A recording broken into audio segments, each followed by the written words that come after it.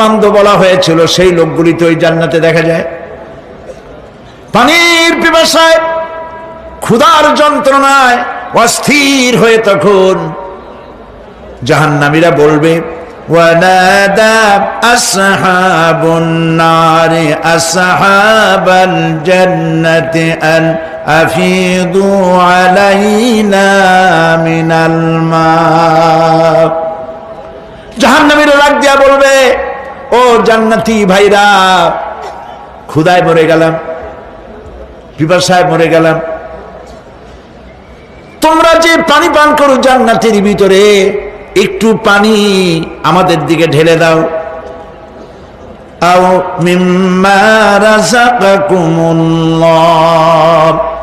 একটু পানি দাও, অথবা আল্লাহ পাক তোমাদেরকে যে রিজিক দান করেছে একটু খাদ্য আমাদের দিকে নিক্ষেপ করে দাও, একটু খাইয়া বাসি।